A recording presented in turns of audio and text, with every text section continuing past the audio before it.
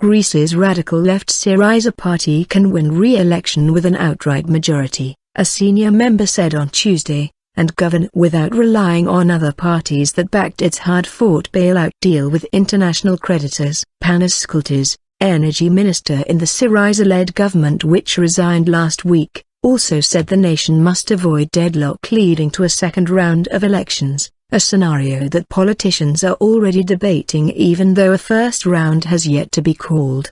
Prime Minister Alexis Tsipras, who during his 7 months in office took Greece to the brink of financial collapse and exit from the euro, resigned last week in the hope of crushing a far-left rebellion in Syriza and strengthening his grip on power through a snap election. Skourletis, a close aide to Tsipras, told Mega TV, "I believe that an absolute majority in parliament for Syriza is achievable." Syriza is banking on the assumption that Tsipras remains popular for standing up to Greece's Eurozone and IMF creditors, even though he eventually caved in and accepted their demands for more austerity and economic reforms in return for €86 billion, $99 billion, in bailout loans. It is not clear whether the party's confidence is justified. No opinion poll has been published since July 24, well before Tsipras resigned and a group of far-left rebels broke away from Syriza. New polls are expected to appear shortly as voters return from their holidays. Analysts widely expect Syriza to emerge from a snap election as the biggest party but without an absolute majority,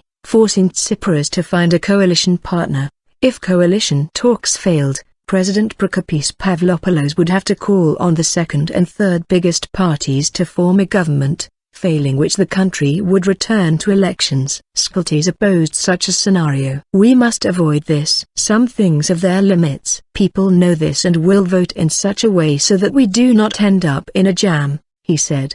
He played down the possibility of a post-election deal with the main pro-bailout groups, the conservative New Democracy, centrist Topot Army or the PASIC Socialists, because of what he called a lack of common ground. Political maneuvering. Since Tsipras quit last Thursday, the president has tasked 2 opposition parties with trying to form a new government in the apparently forlorn hope of avoiding an early election, with parties deeply divided over the bailout, Greece's third since 2010, and its tough conditions. New Democracy has already failed to find coalition partners. Now Popular Unity, the far-left breakaway from Syriza, is going through the motions. Its leader, Panos, has already admitted defeat and is using his 3-day presidential mandate merely to win airtime for his anti-bailout message. After a meeting with the conservative opposition, Lafazanis appealed to the president to hold the election on September 27,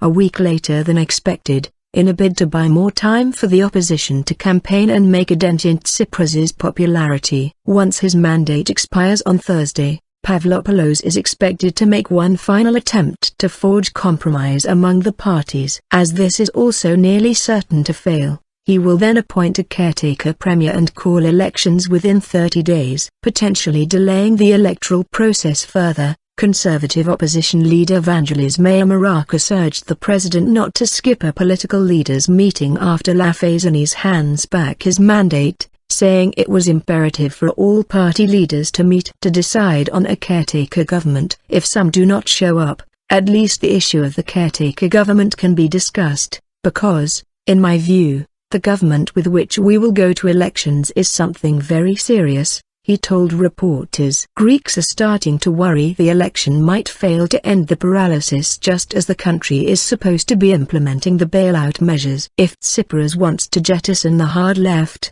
leaving Syriza as a party a little closer to the center that accepts the bailout, he has work to do. Altogether 43 out of 149 Syriza lawmakers rebelled earlier this month by refusing to back the bailout in parliament. But only 25 subsequently formed Popular Unity. That means a sizable number of anti-bailout lawmakers remain in the party, including the combative Speaker of Parliament, Zoe Konstantopoulou, and former Finance Minister Yanis Varoufakis. Popular Unity appealed to Syriza doubters to defect. Being pro-bailout and anti-bailout in the same party cannot go on, said Kostas Lapavitsas, one of the breakaway group.